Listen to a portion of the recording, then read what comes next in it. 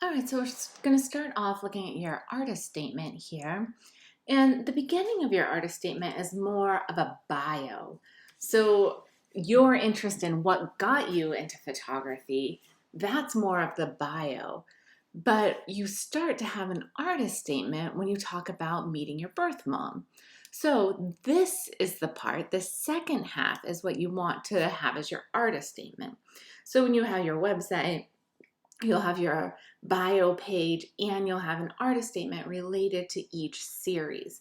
So this artist statement isn't related to overall you as a photographer, it's related to this specific series.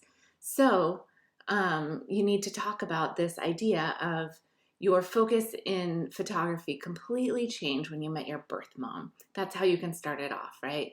And then you didn't know your birth mom growing up, and it would be great if you talked a little bit about what meeting her meant to you and then finding out that she was HIV positive and knowing that your time could be limited. So I think what you have here is good. And then the idea of wanting to show her facial expressions, how you want to hold on to those memories, I think that's all really positive.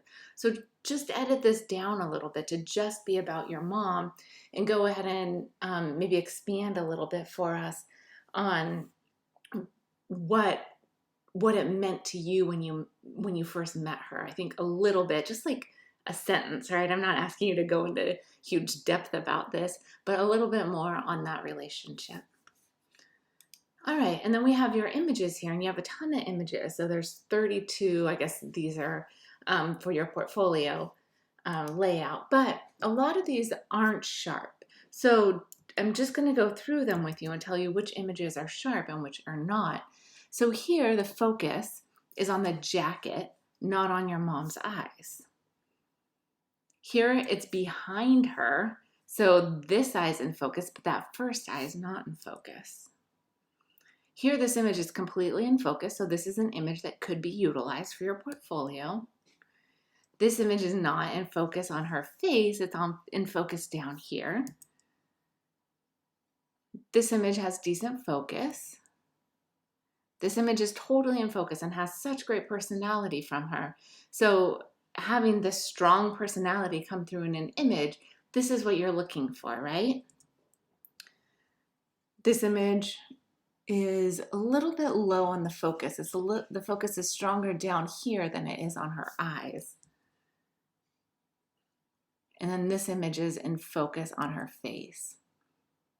That's on her hands, but that kind of makes sense there.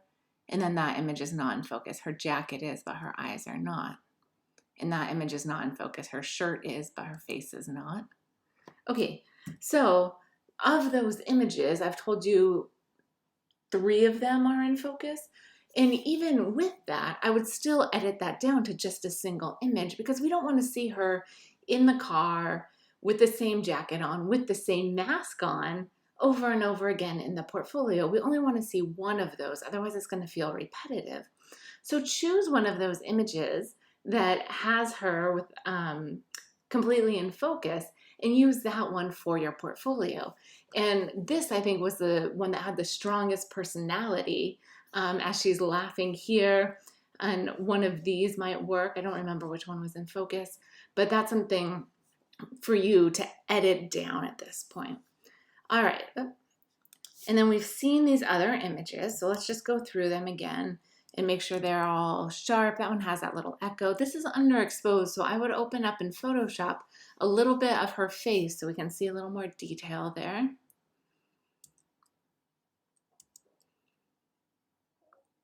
All right, so this I think you maybe have put a grain filter on, yeah. So I would remove that from this. And then here, just like those first images, we don't want to have all 3 of these images where she's in the same spot, right? Wearing the same shirt with the same background. So I'd edit that down to which image most strongly represents her. And then this image with the dog is very different. So the image with the dog, I think, could work on like your artist statement, right? Because it's different than all of the other images. That's not about her face and expression like the other images are. But if you wanted an image of her just in her day-to-day life that would accompany your artist statement, this would work well. So I would consider that. Okay, and then let's look at the order that you click through all of these. Again, I'm looking for the images that are in the portfolio, set up the book that you've put together, sorry.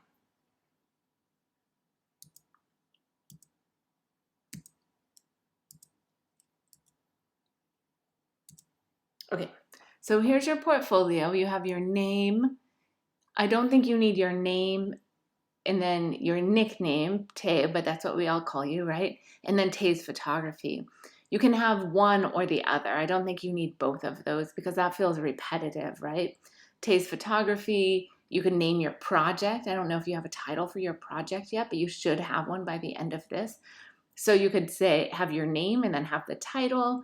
You could have Taye's photography and then the many faces of mom or whatever you're calling this. All right, and then you have your name, Bay Area photographer.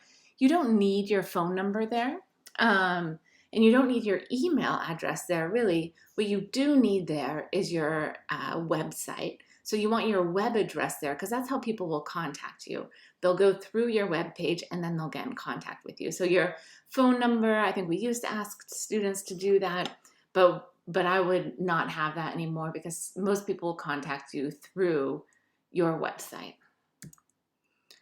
All right, and I would start your first page with just one image of your mom, just kind of bringing us into the idea of what this is all about. So I would take the image off the left side and just keep this image, whichever image you want, on the right side.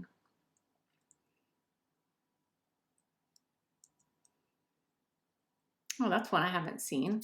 This image of her playing video games, it looks like. Okay, so like I said, I'd move this to the end.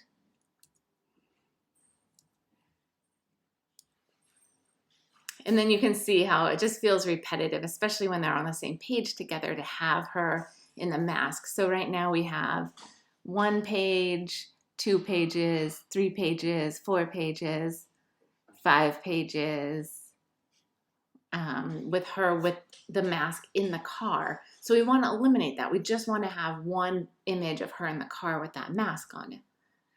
Okay, 2 more. Sometimes our facial, you want to lowercase that, expressions are missed. Sometimes they are caught. Our facial expressions can mean a lot. What do you mean by mean a lot? I would probably expand on that a little bit. Or instead of having that statement there, you can have your artist statement there. Instead of just this couple of lines, you have an artist statement that could go there. So you have a lot of time still to continue to shoot images. So I would just keep photographing your mom and work on that focus to make sure everything's nice and sharp in your images. And then eliminate images that are in the same spot that feel like duplicates, where we're seeing the same exact thing over and over again. We want to see variety here to really fill out the story of your mom. If this is all about her expressions, we want to see that over the course of days and weeks, right? And if you have a few images that are at the same time and you're really drawn to them and you don't want to take any of them out, you could have a triptych on a page or a diptych on a page. So if you intentionally put together 2 images that are shot at the same time, that makes sense and feels like you took the time to put that together, opposed to it feeling like it's just repetitive because you didn't have enough images for that part of the book, right? So there's a difference when your intent is clear on the repetition.